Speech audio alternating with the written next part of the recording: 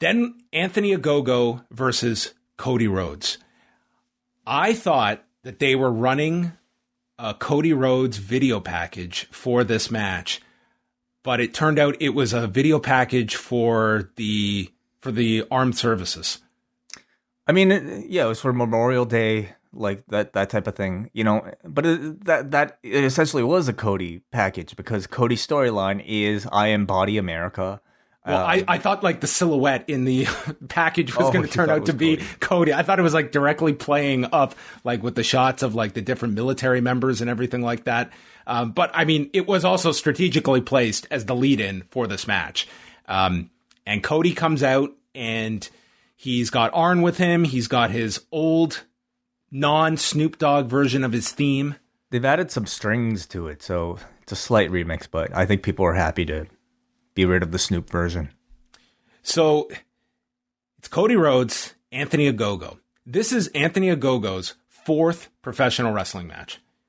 He has had 3 now in AEW, and he did 1 like 2 years ago. So that is what you are grading this on. Mm-hmm. I think with that knowledge, I think you have to come away very impressed with Anthony Ogogo. Mm-hmm. That said, I can also see people believing that, it's putting someone on a pay-per-view like that you are putting them in a situation where they are going to be graded as harsh as everybody else. Like this is, you're paying for this show. You are asking people to pay for this. And therefore, like I'm viewing this with the same standard I would any other match on this pay-per-view. Well, you and I are grading this match like that, knowing that this is this man's 4th professional wrestling match. The people listening to this might be doing the same, but let's say somebody who only watches Dynamite but doesn't listen to podcasts or anything else, they go into this watching a big Cody Rhodes match. Did they leave this match impressed with Anthony Ogogo the same way? I'm not really sure, but I would say that might even be not so much the story here as much as, it was that to me, this was the turning point of where the crowd flipped on this show. They definitely came down here at this point in the middle of the show, which is not that I would not say that this crowd was dead. It was just they were at a really high point and this brought things down. Immediately, Rhodes tries to take Ogogo's arm, and the idea is don't allow him to fire off his shots, and Cody's a better wrestler and can take him to the ground. But he ends up getting hit with the body shot in the first minute and an Olympic slam that Rhodes kicks out of.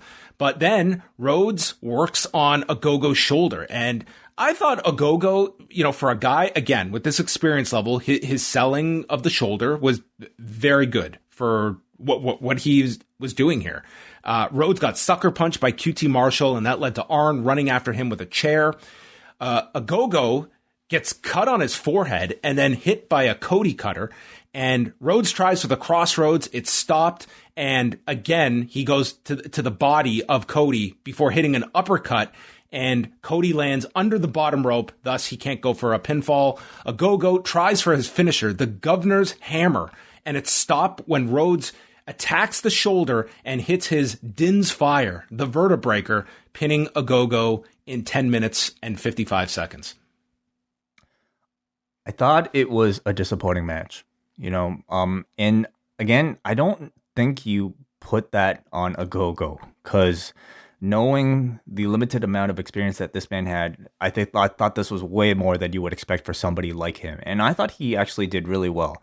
Technically, I didn't think there was anything wrong with the match, but ultimately, with the crowd's back, you judge these matches now again by crowd reaction. And I thought there were several dead moments in this match. They laid out the match for some big moments that just simply did not connect, did not get the reaction that I thought they were looking for with the crowd. And I have to chalk that up to the story. I had to chalk that up to the characters. There is a lot of awkwardness about this entire thing. Number one, I just don't think the patriotism thing, it came out, it can work obviously still, in 2021, but I thought it was so forced into this storyline that this crowd simply did not take. You had some small USA chants here and there, but it was just, they came up and then they died right away. And on top of that, you have Anthony Ogogo, who is a tremendously ineffective heel because he is such prime, like, raw material for a babyface. Look at the man's story coming out of this. You know, he's 78% blind in one eye. He's got a broken rib. He gets cut in his head. Like, he is barely, like, you want to cheer for this man.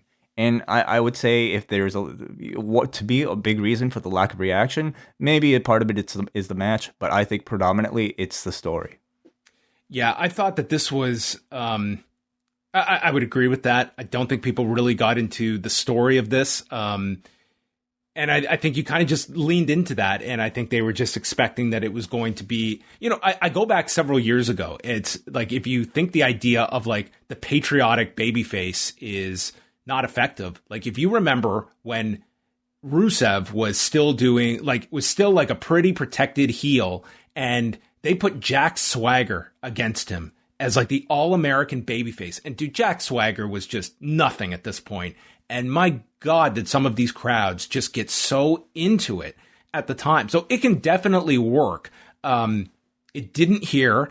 Going 11 minutes, like Anthony Ogogo, his selling is, I think, way beyond where 99% of people after 4 matches are at.